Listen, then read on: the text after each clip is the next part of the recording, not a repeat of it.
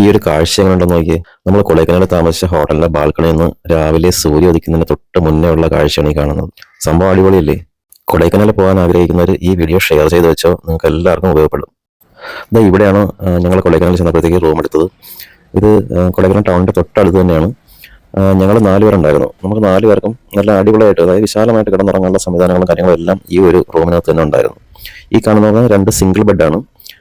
ഇത് ഒരു റൂം പോലെ ഇത് തിരിച്ചേക്കാണ്. ഇതിന് തൊട്ടടുത്ത് തന്നെ വീണ്ടും അടുത്ത ഒരു റൂമുണ്ട്. അവിടെ ഒരു ഡബിൾ ബെഡായിട്ടാണ് അവിടെ കിടക്കുന്നത്. അപ്പോൾ 4 പേർക്ക് വിശാലമായിട്ട് തന്നെ കിടക്കാൻ പറ്റുന്ന രീതിയിലായിരുന്നു ഈ ഒരു റൂമിൻ്റെ സൗകര്യങ്ങളെന്ന് പറയുന്നത്. അതുപോലെ തന്നെ അവരുടെ കോളേജ് സ്റ്റുഡൻസോ അങ്ങനെ എന്തെങ്കിലുമൊക്കെ ആയിരുന്നെങ്കിൽ 4 എന്നുള്ളത് 8 പേർക്കാണെങ്കിലും കിടക്കാൻ പറ്റും. അപ്പോൾ അത്രയും നല്ലൊരു അടിപൊളി സ്റ്റേ ആയിരുന്നു നമുക്കവിടെ കിട്ടിയത്. അപ്പോൾ അത് ആ റൂമിൻ്റെ സൗകര്യങ്ങൾക്ക് പുറമെ പുറത്ത് വിശാലമായിട്ടൊരു ബാൽക്കണി സംവിധാനം ഉണ്ടായിരുന്നു. നമ്മൾ വൈകുന്നേരം ഒരു 3 മണി സമയത്താണ് അവിടെ എത്തിയത്. ആ എത്തിയ സമയത്തുള്ള പുറത്തെ കോടയാണ് ഈ കാണുന്നത്. നല്ല തണുപ്പ് തന്നെയായിരുന്നു. ഓരോ സമയം കഴിയുന്നതോറും കോട കൂടി വന്നുകൊണ്ടിരിക്കുകയായിരുന്നു. അവിടെ നിന്നുള്ള കാഴ്ചകളാണ് ഈ കാണുന്നത്. ബാൽക്കണിയിൽ നോക്കുമ്പോഴാണ് ഈ ഒരു കാഴ്ചകളും കാര്യങ്ങളൊക്കെ കാണാൻ പറ്റുന്നത്. ഇതിൻ്റെ ഒരു മെയിൻ പ്രത്യേകത എന്ന് പറഞ്ഞു കഴിഞ്ഞാൽ, നമുക്ക് ഈ ബാൽക്കണി നിന്ന് കഴിഞ്ഞാൽ നാളെ ഇവിടെ നിന്ന് തന്നെ നമുക്ക് സൂര്യോദയം കാണാൻ പറ്റും.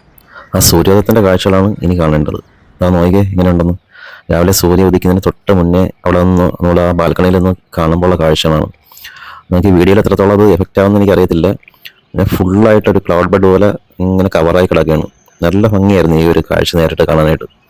അപ്പോൾ നമ്മൾ വേറെ സാധാരണ സൂര്യോദയം കാണാനൊക്കെ ഓരോ സ്ഥലത്ത് ട്രക്ക് ചെയ്ത് പോയി എടുക്കുകയൊക്കെ വേണം. ഇത് എങ്ങനെയാണെന്നുണ്ടോ നമുക്ക് നമ്മുടെ റൂമിലിരുന്ന് തന്നെ ഈ ഒരു കാഴ്ച കാണാൻ പറ്റും.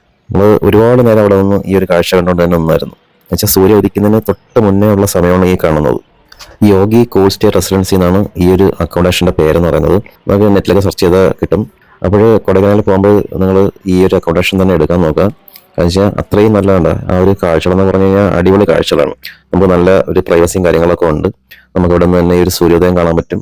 അതാണ് ഇതിൻ്റെ ഒരു മെയിനായിട്ടൊരു അട്രാക്ഷൻ എന്ന് പറയുന്നത്. അപ്പോൾ നമുക്ക് ഈ പോയ 4 പേർക്ക് നല്ല രീതിയിൽ ഇഷ്ടപ്പെട്ടായിരുന്നു.